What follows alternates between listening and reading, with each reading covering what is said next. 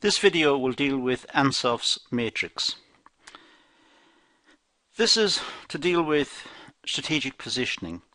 It's trying to figure out the best course of action for the business, the best strategic position to feed into its strategic plan so that the company has done an analysis of various possibilities that may confront it in terms of its position in the market and in terms of its product range. And it analyzes the possibilities of entering new markets or existing markets and looking at its existing product range or developing new products. It looks at these various strategies and tries to work out what the best course of action is. Strategic positioning concentrates on identifying the impact on strategy of the external environment, the organization's strategic capability, and the role of stakeholders. So there are three parts here. It looks at the external environment. Clearly businesses must look out to where the customers are. The customers are outside the business. It's looking at its external environment.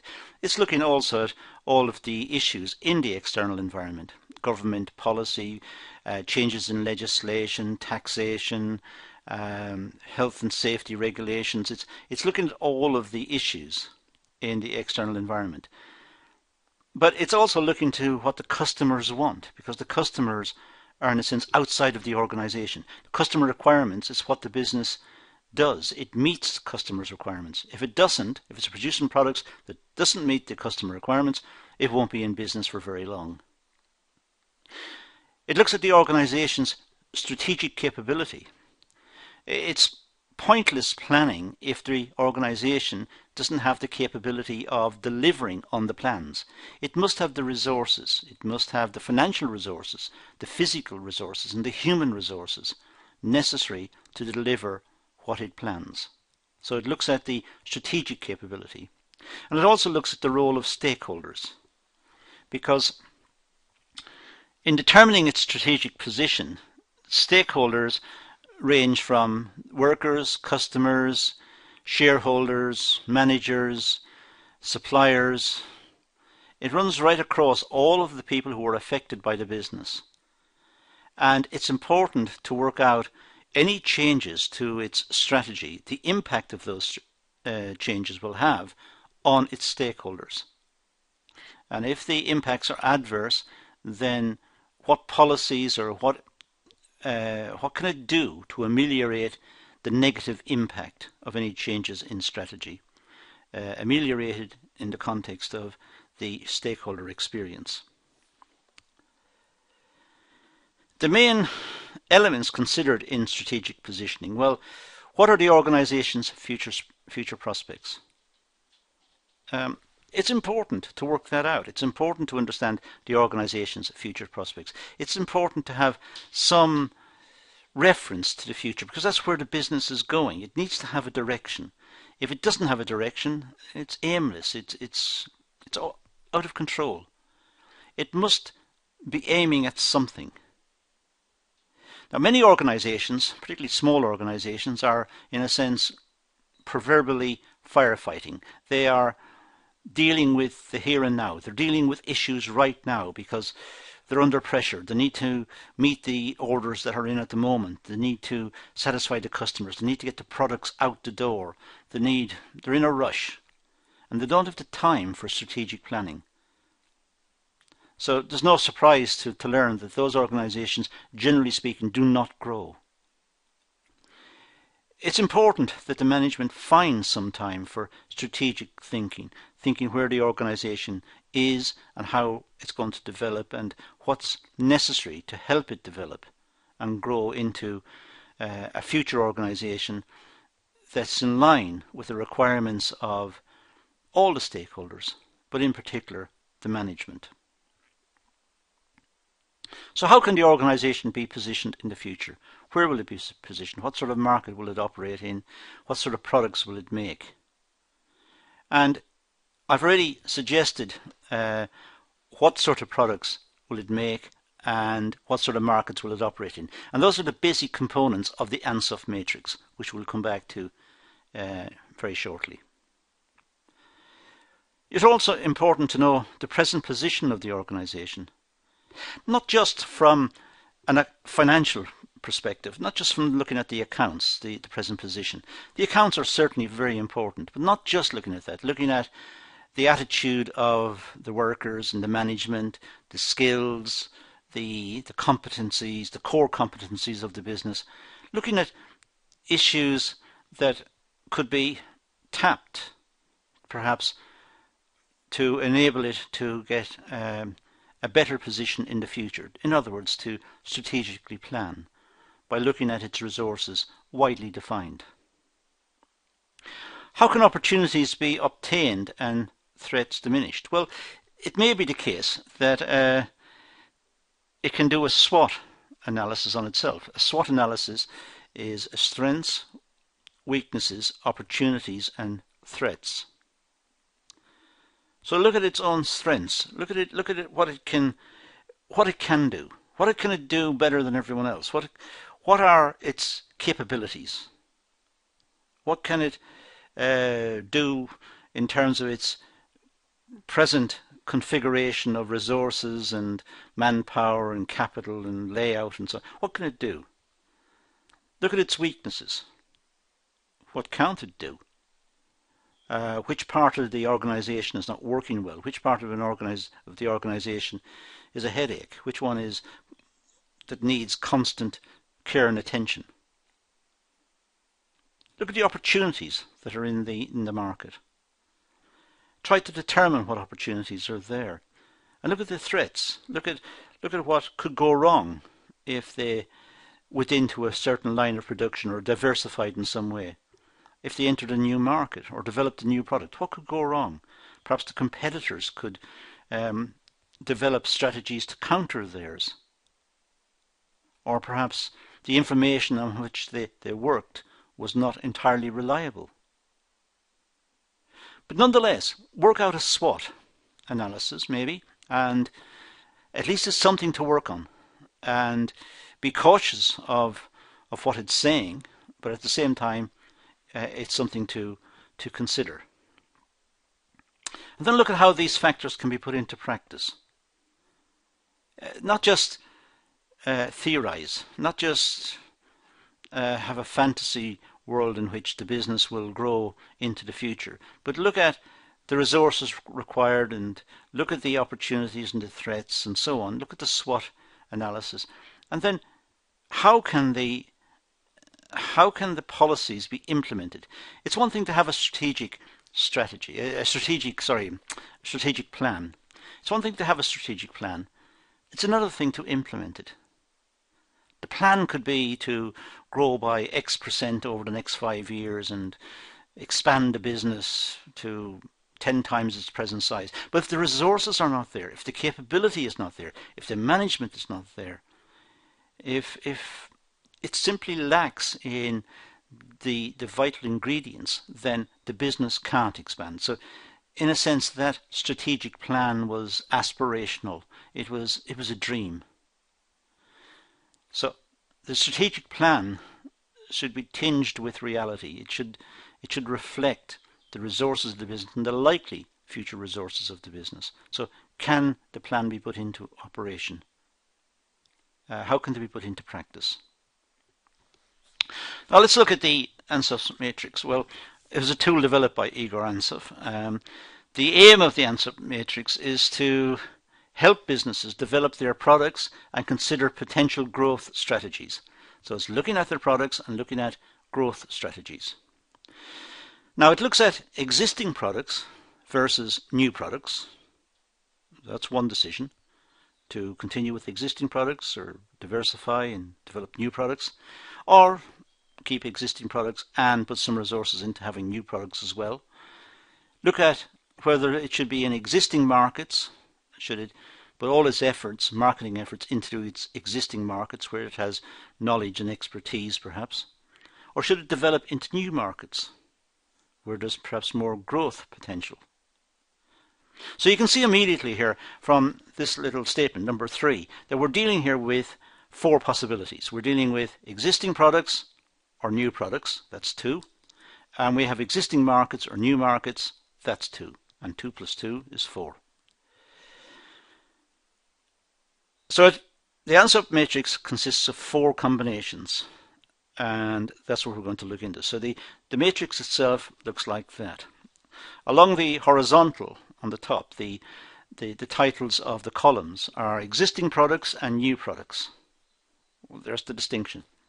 And on the row headings, or on the vertical axis if you like, we have new markets and existing markets. So for example, just pick one for the moment.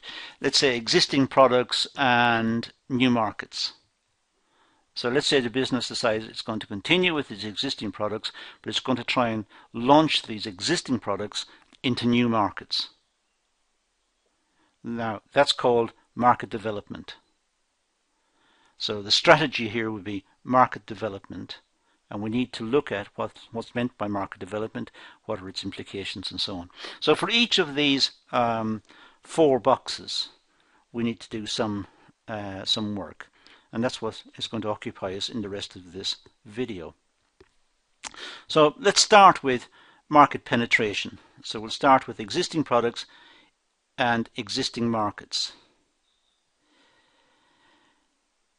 That's just simply another name for growth strategy. Market penetration is growth strategy.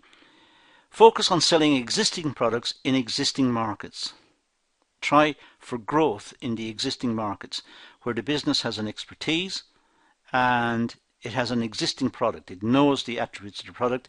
It's got a skill in making the product or delivering the product.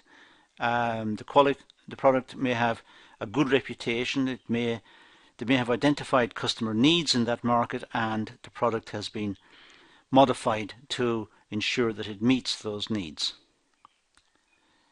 There are 4 main elements associated with this growth strategy, which organizations need to consider and implement if necessary. So there are 4 main elements associated with the growth strategy.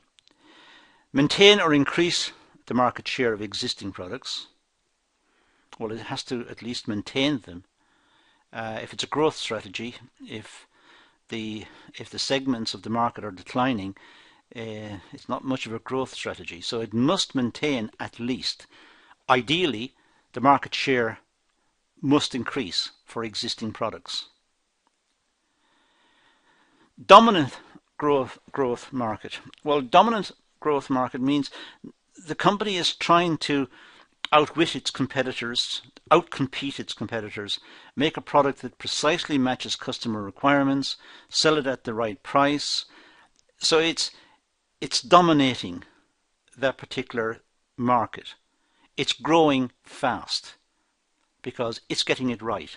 It's getting the product right, it's got the price right, it's got its marketing mix sorted out. High entry barriers, unattractive market for competitors. By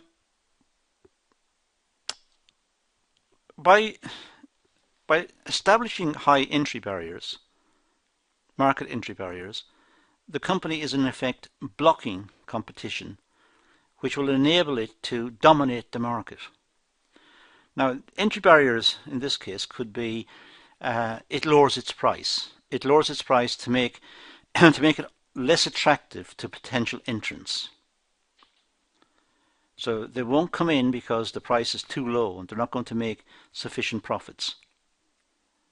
But it'll enable the existing company to have high volume sales, perhaps. So they're trying to make the market unattractive to entrants.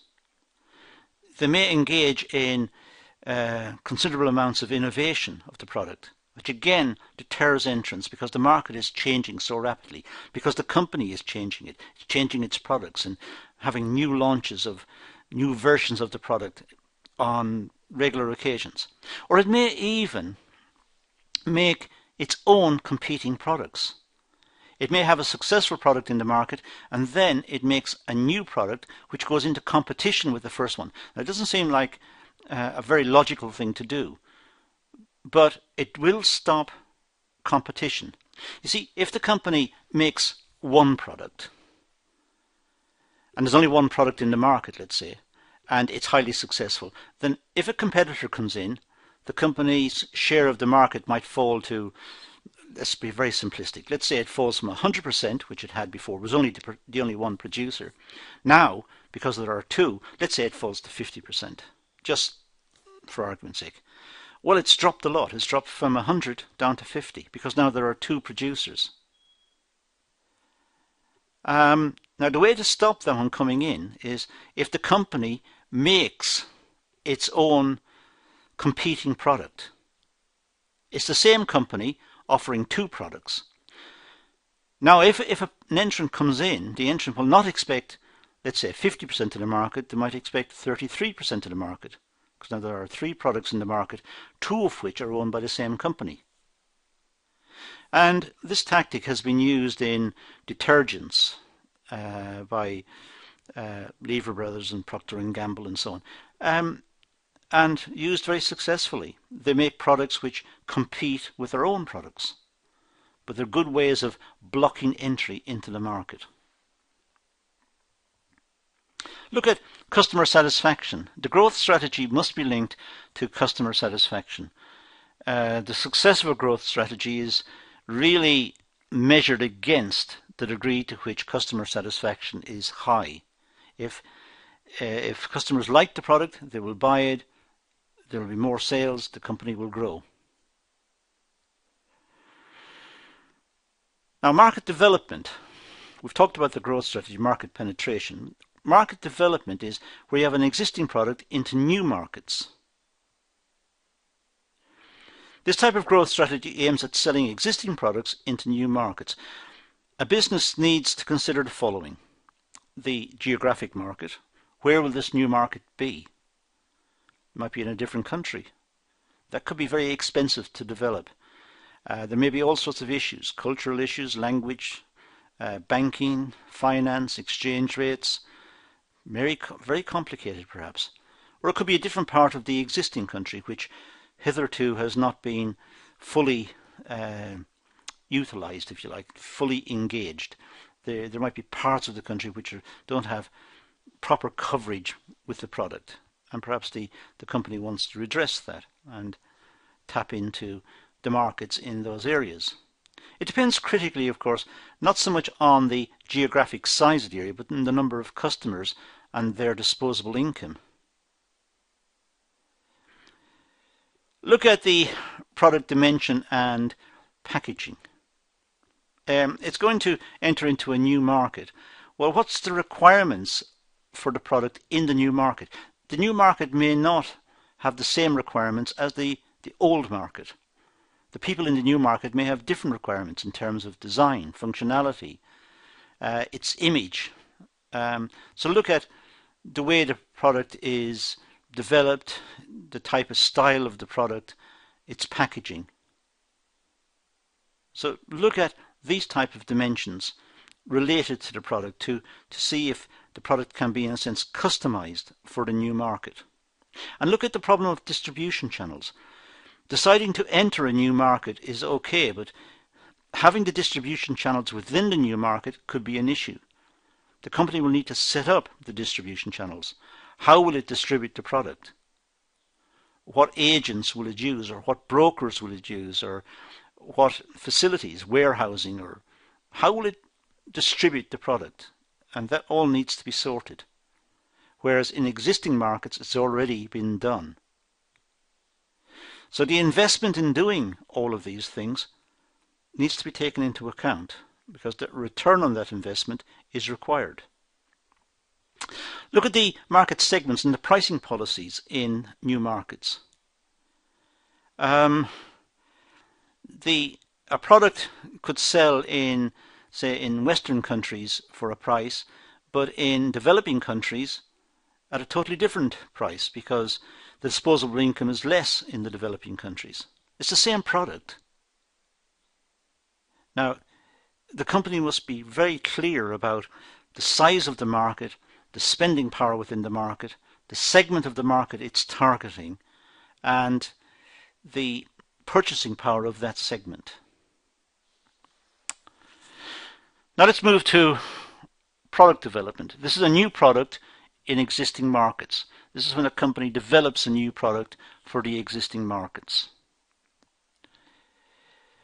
It's the prospect of introducing a new product into existing markets. Strategy requires development of new competencies. So we're talking here about a new product, so it's a product of research and development. It's also based on feedback from the marketing department, who have picked up that customers desire products with certain attributes and certain qualities and certain functionalities. So the marketing department has fed back an idea about customer requirements. The research and development department have worked on a product, they've developed a product, but all of that is expensive. It all takes time. And having worked out the product, it's now necessary to see if this product will be acceptable in the market. So there has to be market research based on this prototype, asking customers if they would like to see it in practice. And again, marketing department involved in looking at the potential of this newly developed product.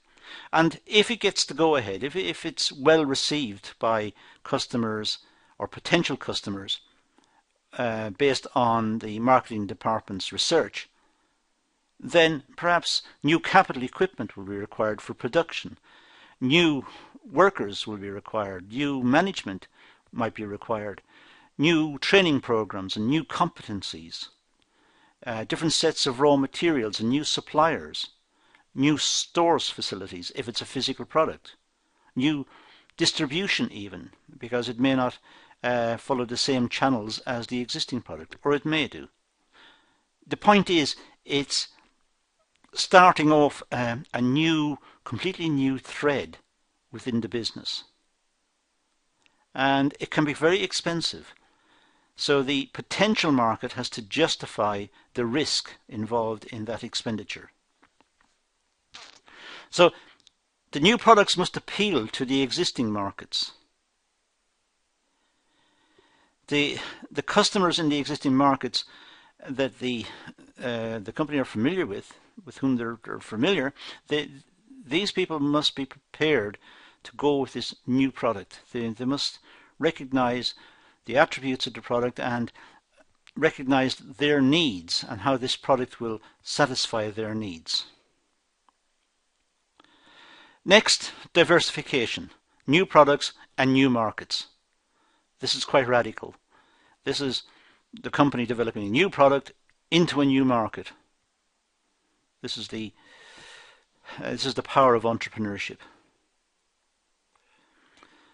It considers entering new products into new markets. The strategy is considered more risky. Well, it's a new product into a new market. It's got all the risk components you can imagine here. This is risky. A business must be precise about what it wants to achieve from this strategy and a clear assessment of the associated risks involved. So the business is really taking a big risk here. It's developing a new product and putting it into a new market. That really is the basis of entrepreneurship. It's trying to perceive a demand in the market. It's trying to work out a demand that's hitherto not been satisfied and developing a product to meet that demand. So it's a new market and it's a new product, but a very risky strategy.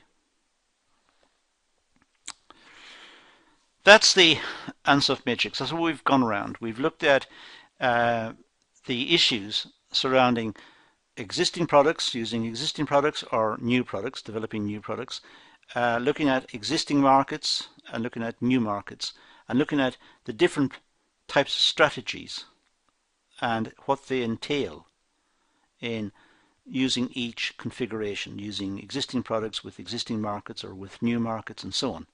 So it gives us an insight into the issues involved in looking at growth within organizations and how organizations may consider how to develop growth strategies. That's all we're going to deal with in this session. I'm going to leave it at that and say thank you for watching.